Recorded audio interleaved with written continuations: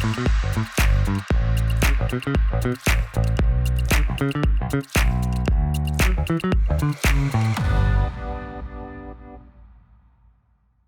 guys, halo. Assalamualaikum warahmatullahi wabarakatuh. Sekarang gue akan membuka video ini dengan selalu mengucapkan salam.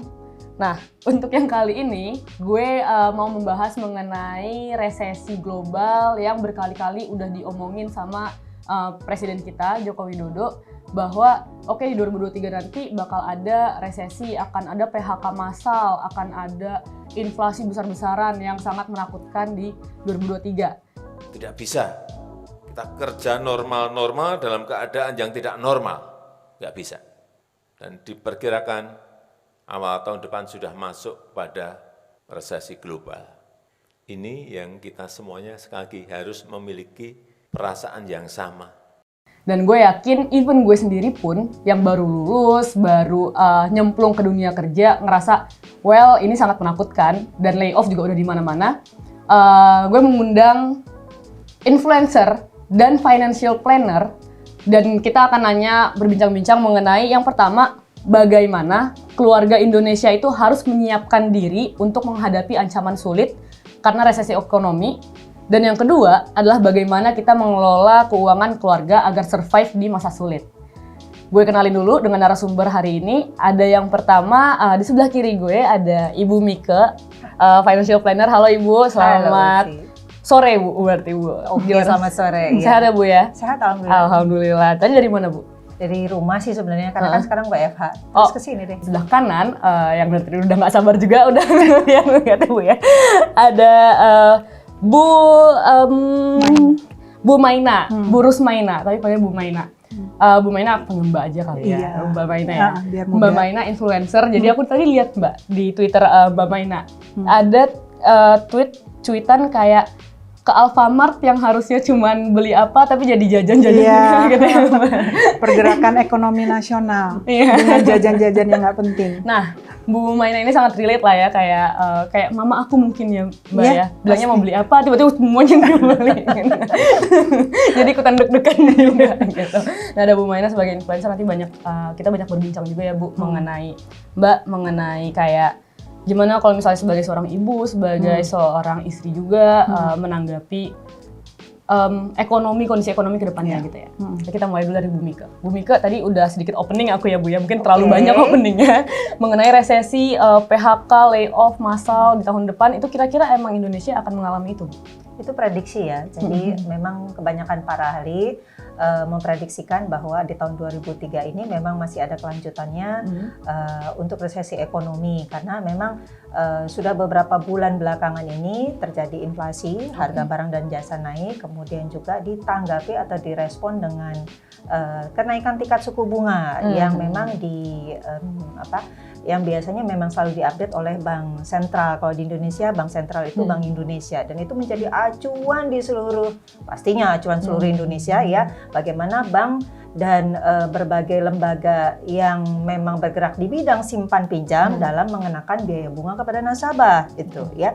Nah, jadi salah satu dampaknya adalah dengan adanya inflasi, kemudian kenaikan tingkat suku bunga ya, itu membuat terutama dunia usaha mengalami tekanan karena biaya usaha juga naik. Nah gitu. Jadi dampaknya tuh terus-menerus gitu. Ya, dampaknya itu jadi kayak domino efek lah gitu ya. Kalau dunia bisnis mengalami tekanan, akibatnya ada gelombang PHK. Dunia investasi juga jadi mengalami tekanan karena harga-harga saham juga menjadi tertekan di pasar modal gitu. Sehingga bisa jadi memang sudah terjadi risiko keuangan kita ya, risiko keuangan kita sebagai pribadi, sebagai keluarga juga meningkat ya, akibat terjadinya resesi ekonomi. Pertama, kita bisa kehilangan sumber mata pencaharian kita ya, yang karyawan bisa terkena gelombang PHK. Bahkan bagi pebisnis sekalipun bukannya bebas risiko kehilangan pekerjaan, tidak, tetapi bisa jadi bisnisnya menurun ya, karena daya beli masyarakat juga menurun gitu ya, sehingga bisnis UKM juga mengalami tekanan ya, akibatnya memang ini harus diantisipasi ya. Oke. Jadi prediksi ini bukan dianggap sebagai atau diposisikan atau kita ya itu sebagai informasi saja gitu ya. Tapi kita harus memang do something gitu ya, do something dalam rangka mengantisipasi resesi ekonomi ini. Apalagi memang kenaikan tingkat suku bunga ini diprediksi akan di tahun sampai pertengahan 2023 masih akan trennya itu naik, begitu kata para analis ekonomi ya. Nah kita itu juga artinya risiko keuangan kita juga semakin meningkat. Tetapi Usi, ya walaupun tingkat suku bunga menaik dan kemudian ekonomi mengalami tekanan, terjadi penurunan, ya, tapi bukan satu-satunya berita itu bukan satu-satunya hal yang negatif, karena ada juga yang tidak ikut turun kok gitu ya. Misalnya contoh harga emas ketika terjadi resesi ekonomi biasanya dia meningkat. Ada positif dan negatifnya berarti. Sure, pasti begitu ya. Sekarang kita kan ini dalam rangka mengantisipasi kan, gitu kan. Kita mau pilih sebagai orang yang sengsara atau yang bisa justru memanfaatkan potensi ekonomi ya di dalam berbagai situasi gitu. Jadi kalau mau terpuruk, kemudian juga sedih ya karena kehilangan pekerjaan, karena bisnisnya juga menurun, bisa saja kita menjadi orang seperti itu ya. Tapi walaupun kita mengalami situasi itu, asalkan kita tahu bagaimana keluar dari situasi itu, memanfaatkan gitu. Contoh misalnya kita terkena PHK ya, tapi kemudian kita terbuka peluang untuk bisa kita mengerjakan misalnya pekerjaan atau kegiatan lain nih yang punya dampak ekonomi yang tadinya waktu masih kita bekerja kita terlalu sibuk. Oke. Ya, tapi karena kita terkena PHK bisa jadi juga kita mendapatkan sedikit modal. Ya akhirnya kita bisa membuka peluang mewujudkan ide usaha kita sendiri misalnya seperti itu ya. Tapi Bu, kalau misalnya daya beli usaha misalnya kita jadinya jualan, terus misalnya aku lay off terus kayak jualan gitu ya Bu ya. Tapi tadi sempat di-mention kalau misalnya pas resesi ini daya beli orang itu juga akan menurun gitu. Nah itu gimana Bu? Tidak semua kan. Buktinya mall masih ramai. Buktinya jualan online juga ramai. Ya, coba saya perhatikan nih ibu-ibu gitu ya di TikTok termasuk saya ya. Termasuk saya. Ya, juga mamanya juga sempat cerita kan ke supermarket gitu kan, ke minimarket gitu. Tadinya mau beli satu di masa resesi itu. Ya di masa resesi kemudian juga paket-paket perjalanan wisata juga masih ramai kok. Gitu. Jadi maksudnya begini, itu tergantung bagaimana kita punya target pasar yang tepat gitu ya. Karena daya beli masyarakat itu tidak seluruhnya mati atau turun gitu ya. Tidak semua bisnis itu dalam masa resesi ekonomi itu turun gitu, tidak semuanya ya. Bisnis apa Bu kira-kira Bu? Kalau misalnya selama resesi ya, yang kira-kira meningkat, kayak tadi misalnya ada emas gitu contohnya. Apa lagi? Yang menurun apa, yang meningkat apa gitu. Jadi biar teman-teman di sini, bahkan mungkin aku juga nanti oh ya kita bikin bisnis ini karena nanti pas 2023 akan meningkat gitu. Jadi ada peluang itu tetap ada ya, tinggal kita jeli, kita melihat pangsa pasarnya ya. Jadi kita kalau bisnis itu dengan motivasi berjualan aja sudah pasti kita kompetitornya amat sangat banyak gitu ya. Banyak deh. Tapi kalau kita jeli melihat apa yang belum ada, di mana orang itu membutuhkan ya, kita masih bisa punya segmentasi gitu ya, punya langganan. Jadi bukan cuma punya pembeli, tapi bisa jadi kita punya nilai, bisa menciptakan suatu layanan yang belum ada ya. Nah biasanya kalau di dalam masa resesi ekonomi ini, bisnis-bisnis yang bertahan, contohnya misalnya barang-barang kebutuhan rumah tangga ya, atau keperluan rumah tangga, biasanya itu bisnis yang bisa bertahan gitu. Tapi contoh misalnya yang sering kali yang paling mudah dibuka ide usaha yang paling mudah biasanya dibuka orang, biasanya ide bisnis kuliner biasanya ya. F&B biasanya kan paling mudah ya. Banyak orang buka tapi banyak juga yang tutup. Yang tutup ya, banyak juga yang tutup. Nah, kita kan mesti belajar yang buka ini apa sih masih bisa bertahannya? Yang masih bisa bertahan ya, itu kenapa ya? Apakah dia mungkin rasanya yang berbeda? Apakah karena pelayanannya lebih cepat? Nah itu yang kita harus pelajari. Jadi kita memang harus menyasar market target pasar, pangsa pasar tertentu gitu. Oke. Oke, nah nanti dari Bu Miko udah Banyak ya kan? informasinya ya. Ini aku wes pusing Bu. Pusing mau mulai mudah-mudahan ya. Ini udah langsung pengen apa ya, ini bisnis apa nih? Iya. Tapi kan itu kalau misalnya kita bicara tentang 2023 kan, karena banyak juga bahkan di media itu dan bahkan di lingkungan aku ya Bu ya kayak, duh ini negara ngancem kah atau ini sebagai ancaman kah akan resesi, apa yang harusnya gue lakuin kah gitu-gitu ya Bu. Nah aku beralih dulu ke Mbak Maina. Mbak Maina melihat tadi apa yang sudah dikatakan sama Bu Mika mengenai resesi, ada peluang, ada kesempatan, tapi kita juga bisa terpuruk kalau misalnya kita ngomongin masalah bisnis gitu ya. Ibu sebagai ibu rumah tangga, sebagai yang punya anak, punya suami, melihat ketidakpastian Bu di 2023 bagaimana Bu menyikapinya? Sebetulnya ya, saya mau share sedikit di sini. Saya udah mengalami beberapa kali modelan Indonesia tuh kayak udah mau runtuh aja kalau diceritain. Pas moneter itu Ibu udah Ya, mengalami jadi berarti? ingat waktu tahun 98 ya, pergantian dari Orde Baru ke Reformasi, itu kita kacaunya Itu kayak gimana apa? Bu? Coba Bu. Waduh, Saya belum lahir. yang namanya saya masih ingat paniknya belanja itu di supermarket Sogo di Plaza Indonesia, tuh yang di basement itu. Karena rusuh kan, rusuh, orang nggak yakin mau beli, mau makan itu dari mana. Even kan takutnya punya uang pun belum tentu bisa belanja. Ya penjarahan di mana-mana segala macam seperti itu. Terus yang kedua, yang waktu gara-gara mortgage crisis di US tuh tahun 2008, krisis cash itu kan juga sampai ke kita juga. Nah, ngalamin pandemi, terus tahun depan katanya mau resesi. Cuma ada yang membedakan ya, yang saya merasa itu cukup signifikan itu adalah sekarang itu rasanya siap nggak siap ya. Kita sekarang jauh lebih diuntungkan karena informasi itu jauh lebih terbuka. Kita bayangin waktu zaman tahun 98, saya itu sehari sebelumnya itu masih kerja loh. Totonya pagi-pagi di SMS kantor, jangan masuk, ada ini. Kan dulu kan internet nggak kayak sekarang. Mau tahu apa nunggu TV kan. Terus mulai lumayan maju informasi itu yang waktu mortgage crisis itu 2008, itu kan karena kita dikasih kantor. Waktu itu internet belum seperti sekarang. Nah, sekarang ngelewatin pandemi, yang meninggal di Amerika, meninggal di Cina aja kita bisa tahu within seconds, ya kan? Jadi sebetulnya kalau saya lihat pemerintah itu memang mengusahakan banget terbuka, ya karena kan sekarang yang namanya data inflasi, utang, investasi, ya spending itu terbuka, itu data yang terbuka. Pemerintah itu ada kan laporan APBN segala macam.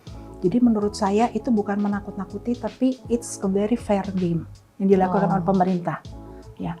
Tugas saya sebagai ibu, apakah saya khawatir? Ya, saya masih ada anak satu yang sulung udah bekerja, yang kedua masih sekolah. Ya, yang pasti saya lakukan adalah yang paling mudah saya kerjakan adalah mencari informasi.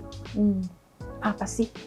Saya emang sekolah ekonomi dulu ya, saya paham namanya resesi, stagflasi, saya tahu. Begitu Sri Mulyani ngomong itu mengenai 2023, tentu saya cari sumber yang lain dong. Sekarang kita mau cari berita apa, tapi tentu ya berita yang valid ya, bukan dari WhatsApp grup yang nyebarin hoax dulu, apa segala macam. Mbak Maina suka saya enggak gitu. Saya cari gitu. dari media-media yang terpercaya luar negeri, ya kan. Saya punya beberapa ekonom yang saya jadi panutan, salah satunya itu Khatib Basri karena dia senior saya waktu saya kuliah dulu. Semakin banyak informasi, ada orang yang makin bingung, tapi saya semakin tenang. Kenapa? Bukannya karena saya yakin 100% lebih baik, tapi paling nggak kita bisa jaga apa yang kita bisa siapin. Sebetulnya gunanya informasi kan seperti itu. Gimana kita mengolahnya, ya. Dan satu lagi, ya apalagi kita udah hampir 3 tahun ya pandemi ini ya, kita ngelihat sendiri yang totonya dari punya jadi nggak punya.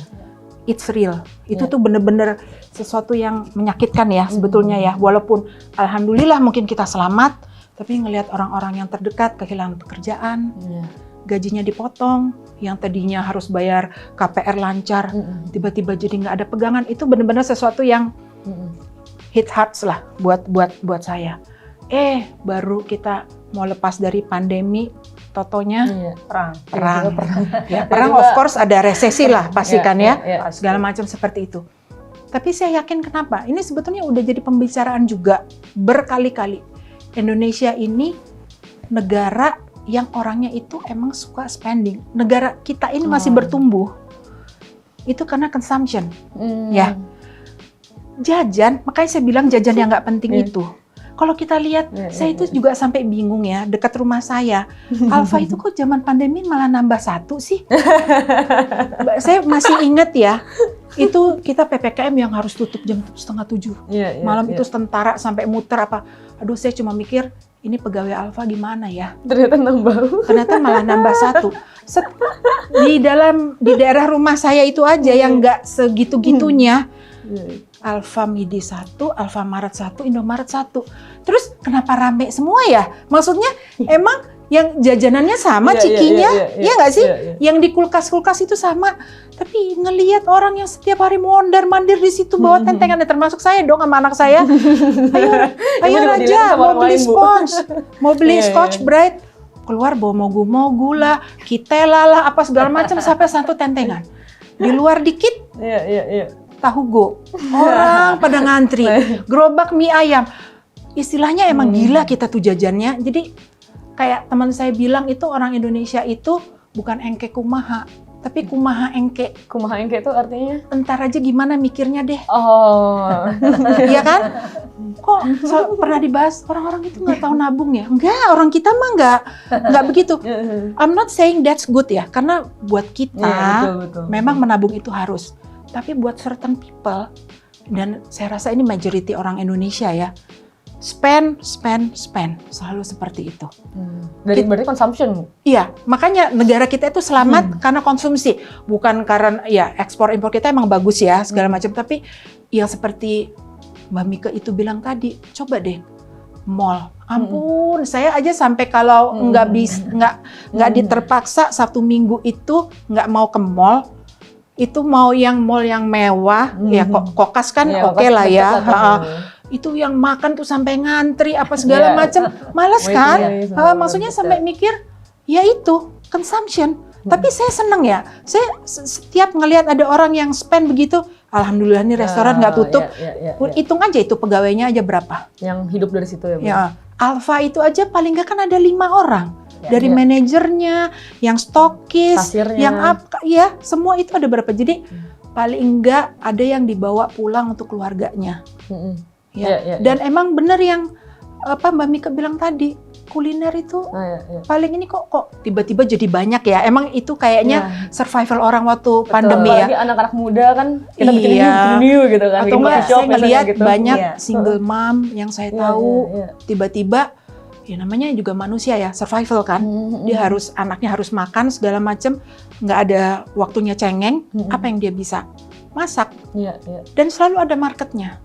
Entah orang beli karena kasihan, atau entah orang beli karena makanannya enak, ya kan? Atau nggak karena dia pinter mengemasnya. Alhamdulillah, ya ngelihat 3 tahun ini Indonesia nggak buruk-buruk amat. Saya punya keluarga yang tinggal di luar negeri, itu pandemi itu nyiksa banget yang ya di sana kan nggak kayak kita ya.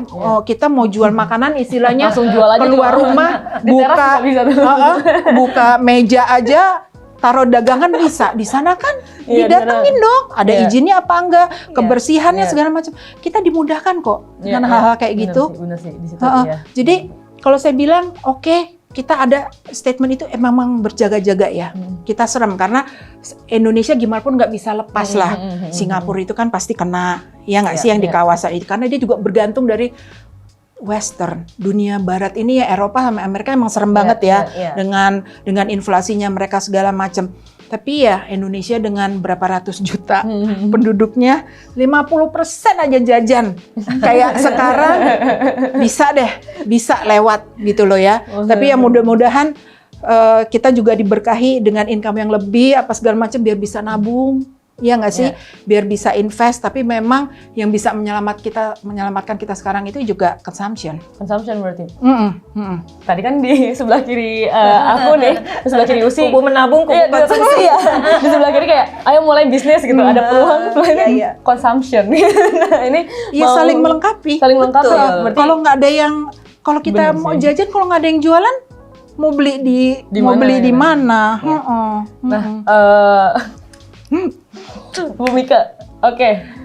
Tadi kan consumption the most success lah di Indonesia itu karena consumption-nya. Tapi kalau menurut Bu Mika ada faktor lain kah atau emang bener setuju dengan Mbak Maina kalau misalnya consumption itu adalah the most important factor ya untuk Indonesia sekarang? Ya, itu salah satu faktor dari pertumbuhan pendorong pertumbuhan ekonomi ya. Bayangin kalau ekonomi itu nggak tumbuh ya, kita punya simpanan uang itu aja nilainya akan stagnan gitu. Kita punya berbagai aset nilainya akan stagnan ya, nggak akan berkembang. Contoh misalnya properti aja, kalau nggak ada yang beli, Iya. nilai properti segitu aja, Benar sih. mati dong uang kita ya. Jadi konsumsi itu is not always bad.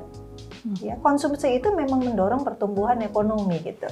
Tapi over consumption, Nah, itu ya. apalagi kalau sudah bicara konteks keuangan pribadi, ya kan? Makanya konsumsi itu boleh ya, Iya, tapi iya. memang harus ada rencananya Iya, gitu kan. iya. Kalau perencanaan keuangan itu kan bukan kamu tidak boleh jajan, kamu tidak boleh belanja. Impossible, nggak mungkin ya, karena kita tetap harus makan, bayar listrik ya, karena memang kita punya aktivitas yang membuat kita bisa produktif cari duit kan gitu. Kemudian dari hasil pendapatan kita distribusikan atau kita bagi-bagi lah, kita alokasikan ya. Ada yang memang untuk kebutuhan sehari-hari, spending untuk belanja ya. Ada juga yang dialokasikan untuk menabung, untuk investasi, bayar asuransi, bayar cicilan rumah gitu. Jadi sebenarnya spending itu akan ada dua sebenarnya ya. Dia akan menjadi biaya ya, hilang begitu aja ya. Atau dia akan menjadi investment. Gitu mentalnya gitu. Nah, tadi Ya. oke. Ini mau lanjut ke Bu Mika sedikit, tapi aku nanti mau nanya juga ke Mbak Maina mengenai bagaimana menghadapi resesi ini. Tadi aku udah nanya dari segi pandang ibu ya, sebagai ibu rumah tangga, punya anak juga, punya keluarga. Nah, tapi sekarang bagaimana menghadapi resesi ini? Oke, aku tahu informasinya, kita akan ada resesi. Tapi aku nggak tahu cara menghadapinya dengan dimana aku tuh posisinya adalah sandwich generation. Gitu. Aku harus orang tua, misalnya ada yang harus ke anak juga, gitu kan. Kita harus membiayai dengan banyak, sedangkan gaji pokok pun misalnya masih UMR gitu. Nah itu apa langkah yang seharusnya yang tepat ya Bu ya untuk ngebagi-baginya tadi tuh pos-posnya? Rata-rata generasi muda sekarang itu memang sandwich generation. Jadi dia menghidupi orang tuanya juga, mertuanya gitu ya. Dia juga ada keluarga intinya, anak-anaknya. Bahkan keluarga besarnya, misalnya dia punya adik yang belum adik atau kakak yang belum mandiri lah istilahnya begitu. Nah itu, tapi sebenarnya menurut saya itu menjadi keunggulan dari karakternya orang Indonesia, gotong royong ya. Kemudian juga efeknya juga kalau misalnya kayak kita baru pertama kali mau buka usaha jualan, biasanya kan yang beli saudara sendiri mana ya, Mau kemana lagi nawarin? dan kita tuh gladly gitu loh beli gitu ya, karena saking didorong semangat sama-sama gotong royong gitu. Dia lagi misalnya lagi kena PHK, kita beliin kan gitu. Sebab nanti kalau kita di dalam posisi tersebut kita dalam kondisi begitu kan seneng ya, ada yang menolong. Jadi tolong menolongnya itulah yang menurut saya menjadi keunggulan orang Indonesia gitu ya, sehingga ekonominya berjalan. Konsumsinya itu bukan hanya sekedar kepuasan pribadi, tetapi ada alasan untuk ya sama-sama lah kita, sama ada aja segini ya kita makan sama-sama kayak gitu ya, sepiring rame-rame lah gitu. Saya pikir itu nilai-nilai bangsa yang memang harus dilestarikan. Oke, menghadapi resesi, menghadapi resesi sebagai sandwich generation. Secara perencanaan keuangan, risiko keuangan kita meningkat. Risiko ini adalah sesuatu ketidakpastian apakah satu sumber penghasilan kita akan bertahan gitu.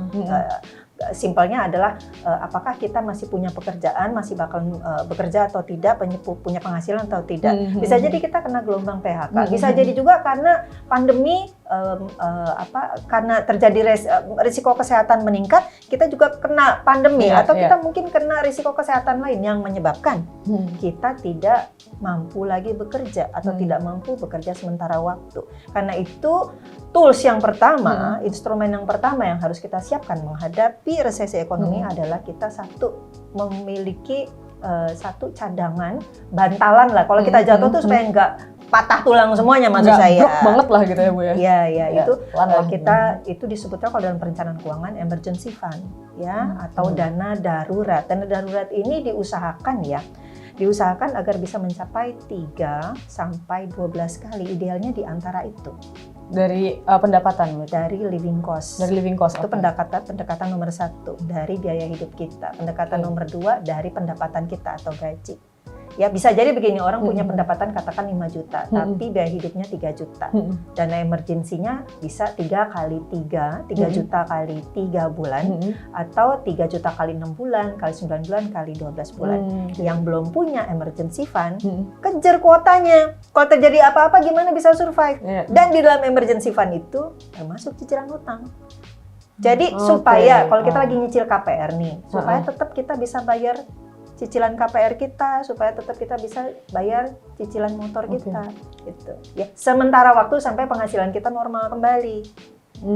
Adanya modal, adanya dana emergency fund itu kan juga untuk kita bisa bertahan sementara waktu, di mana dananya bisa digunakan sebagian tertentu untuk bisa mendapatkan penghasilan kembali. Gitu, ya. Itu cerdas keuangan itu berarti kita bukannya menjadi kikir gitu. Jadi kikir itu juga nggak cerdas secara keuangan gitu ya. Spendingnya atau pola pembelanjaannya kita itu harus bisa membuat kita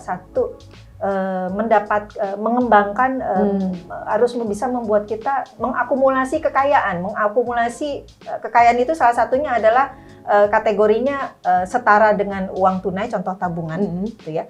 Kemudian juga ada lagi misalnya bisa mengakumulasi aset atau aset yang bisa meningkat nilainya ya. Contoh seperti misalnya reksadana ya, atau emas ya, atau properti gitu ya. Jangan sampai kita punya penghasilan nggak jadi apa-apa.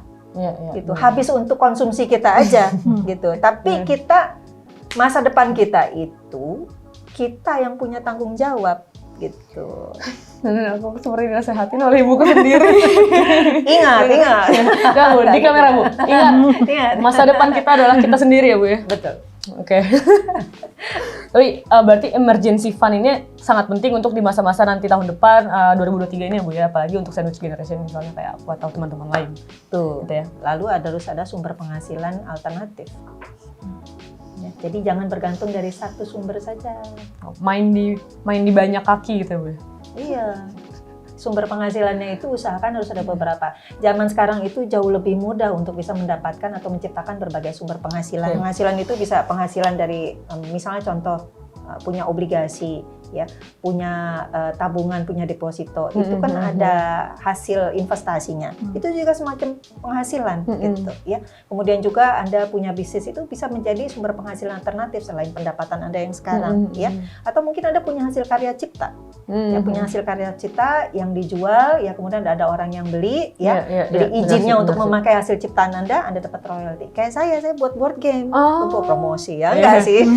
Bu, ada kan kita intinya ada penghasilan dari hak atas kekayaan intelektual, ya, gitu. Ya, jadi punya banyak sumber lah ya Bu ya. Jadi kalau misalnya satu down, we still have another lah ya. Pastinya. Ya, kan hidup jadi lebih tenang kan? Iya, benar sih. Banyak kaki, ada emergency fund, itu tadi tips and trick kalau misalnya menghadapi 2023. Kalau Mbak Maina, buat generasi aku Mbak yang sandwich generation. Kalau aku sebagai sesama perempuan ya, itu juga selalu bilang nggak ada salahnya. Udah hidup ini nggak usah yang sandwich generation. Kita aja yang udah hidup nyaman, nggak ada salahnya ada penghasilan atau cari tambahan sendiri. Itu menurut saya itu nasihat dari ibu saya yang paling saya iniin ya, saya pegang sama sekali. Orang kalau bilang ngapain sih kerja, apa namanya, hidupnya udah enak, semua udah dicukupin apa segala macem. Waduh, beda waktu saya memang jadi full waktu kerja, terus sempat full jadi ibu rumah tangga ngurus anak-anak ya. Terus habis itu saya melakukan pekerjaan freelance segala macam. Itu ya sebetulnya itu untuk ketenangan kita juga, ya. Nggak usah lah nunggu resesi. Kapan aja bisa terjadi kok, macam-macam. Kita nggak mau ngomongin jelek-jelek ya, Mbak Mika ya. Nauzubillah min dzalik, misalnya suami contohnya kenapa-napa, contohnya perusahaan ini, ya masa kita mau nangis depan anak-anak? Kita dong, yang ibu tuh selalu harus siapnya tuh di situ, ya kan? Nah kalau kita bayangin 100% apa namanya, cuma bergantung dari satu income aja, kita nggak ada jaga-jaga apa segala macam, sebetulnya itu yang bikin stres. Kalau saya bilang bukan kerjanya, kerja mah malah nggak jadi stres karena kita tahu kita ada jaminan, kita ada pegangan, itu loh sih. Makanya saya bilang ke cewek, kalau bisa kok sekarang seperti Mbak Mika bilang, kita kerja dari rumah bisa, jualan online modal nol bisa, sistem dropship apa segala macam, nggak perlu barangnya kita beli berjut-jut, terus kita iniin, enggak, banyak kemudahan-kemudahan ya. Itu tadi tergantung kita mau apa enggak. Jangan kita sombong dalam hidup ya. Itu yang pelajaran Gengsi saya lah, udah gengsi. Nggak mau sombong, ya kan?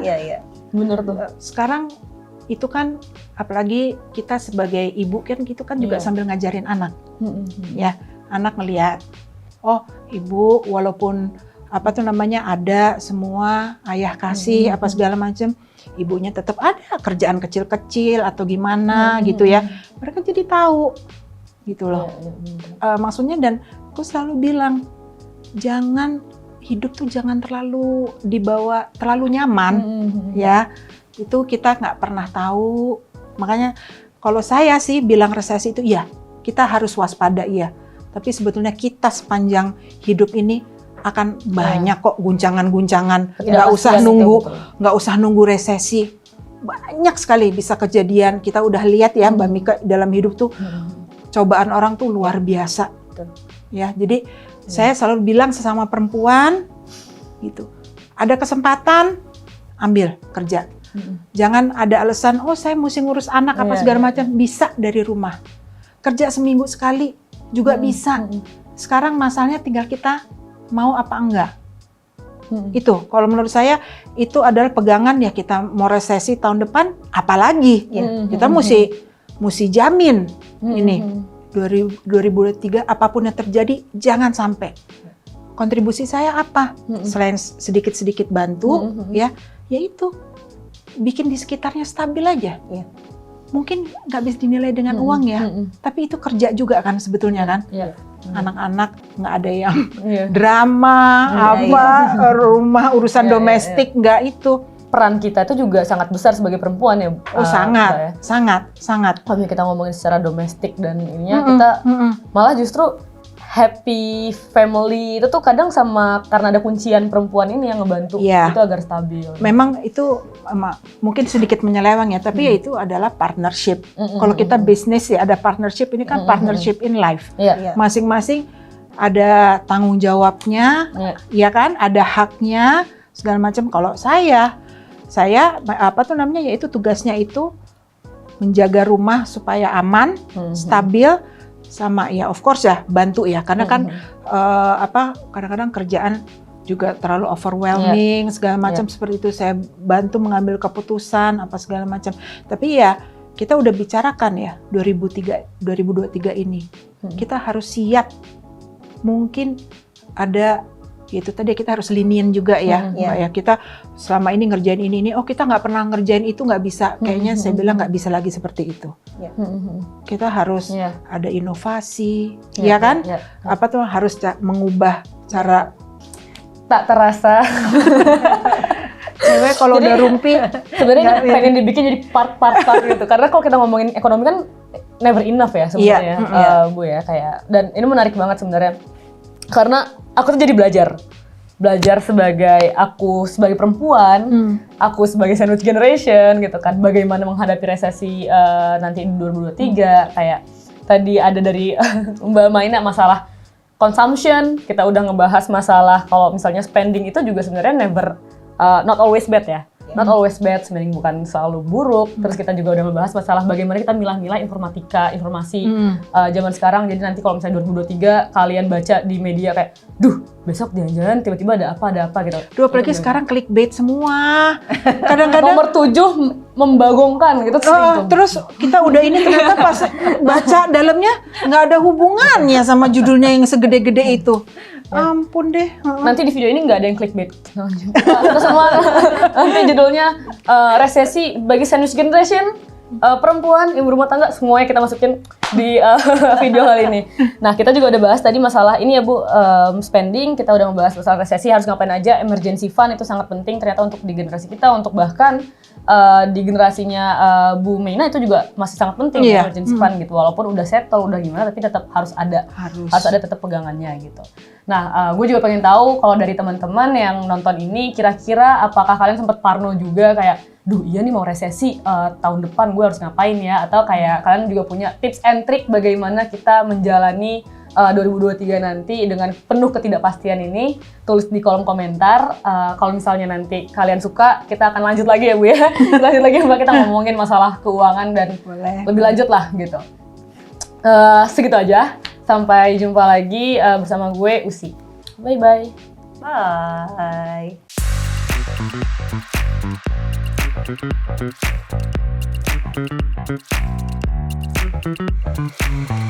Bye.